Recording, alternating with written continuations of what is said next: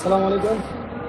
আজকে আমাদের আলহামদুলিল্লাহ ডেলিভারি হচ্ছে, কাস্টমারকে ডেলিভারি দিচ্ছি। দেখেন আমাদের মাল, দেখেন মালের সাইজগুলো, দেখেন মালের লেস, দেখেন মালের কালার, দেখেন।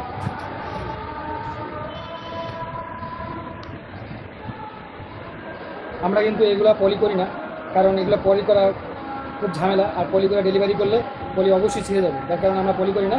এটা আমরা কাস্টমারদেরকে দিয়ে দিই, কাস্টমার যেভাবে মন চায় তারা সেভাবে প্যাকিং করে। আর বিশেষ করে আমাদের এই মালটা অনলাইনে খুব ভালো চলে।